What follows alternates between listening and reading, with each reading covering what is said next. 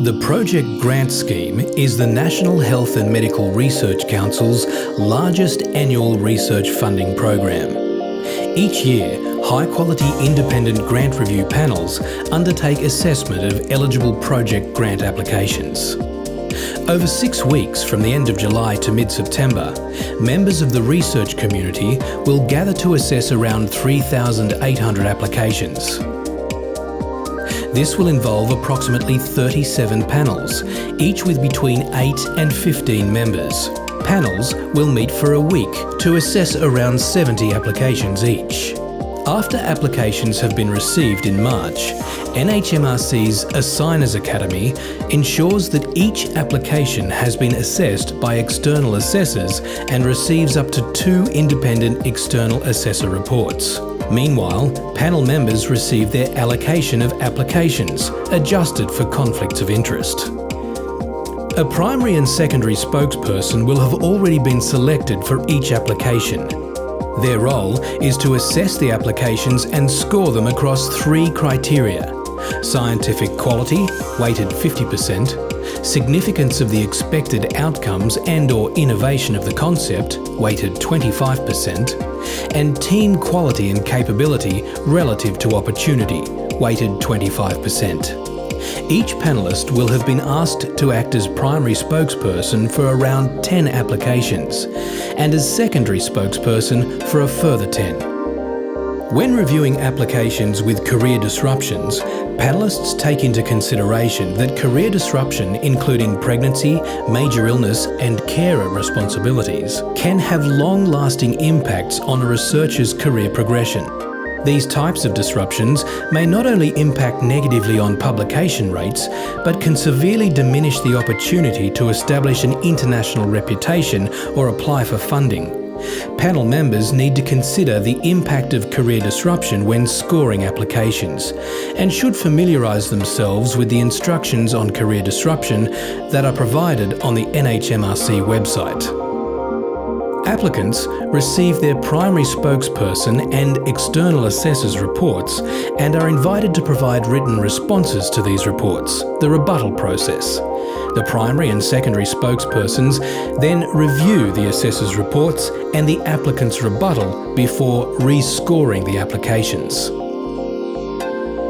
With so many applications for each panel to review, early removal of the lowest scoring bottom half or least competitive applications makes this task a little easier and allows panellists to focus on the most competitive applications. This list is compiled by the NHMRC based on spokesperson scores, and these are now considered not for further consideration, or NFFC. Prior to the meeting, each panellist is provided the list after conflicts of interest have been considered.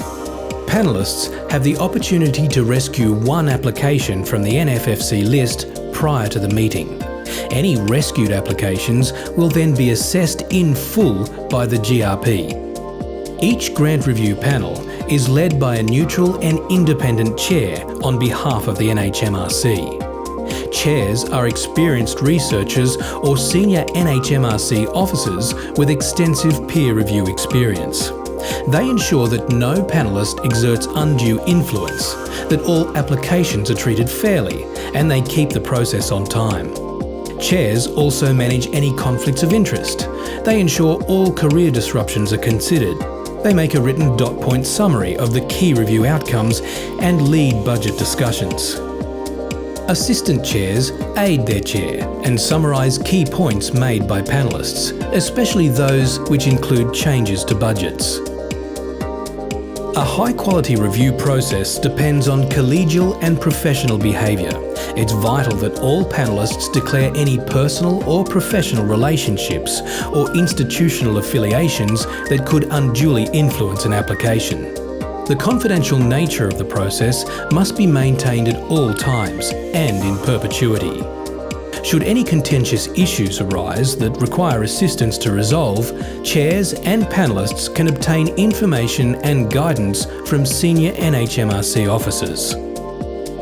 A review time of up to 30 minutes per application should ensure enough time to consider all applications over 5 days.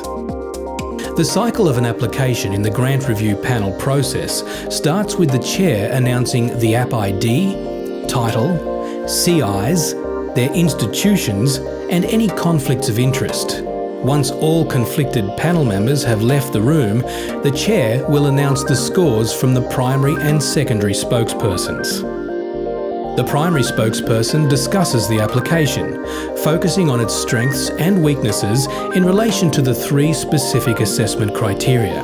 They read aloud the applicant's brief description of any career disruptions listed in the grant proposal and note any other relative to opportunity considerations. The secondary spokesperson presents a report on the external assessments and the applicant's response to the assessor's comments.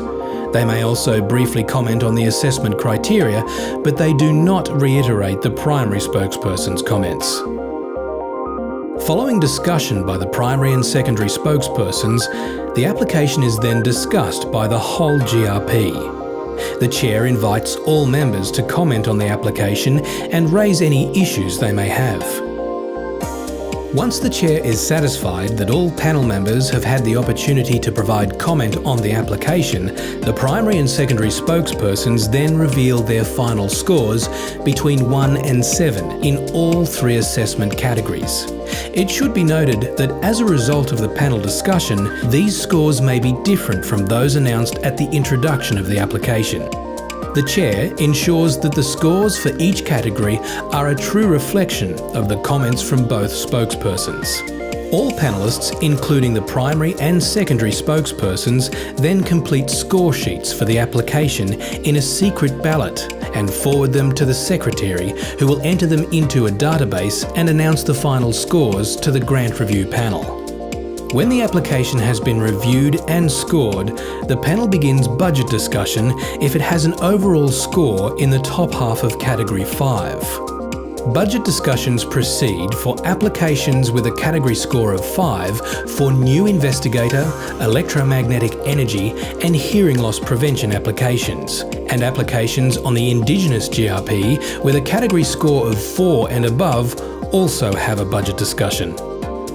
The chair asks the secondary spokesperson to lead the budget discussion and provide suggestions for items to be supported and those for which support is not recommended. This includes the duration of support, which can be any whole period year up to 5 years. It should be noted that for all applications, it is the responsibility of the applicants to make an appropriate case for all funding requests. Failure to do so may result in items being cut from recommended budgets.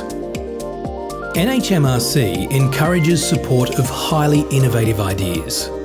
At any stage during the GRP, panels should consider nominations for the Marshall and Warren Award.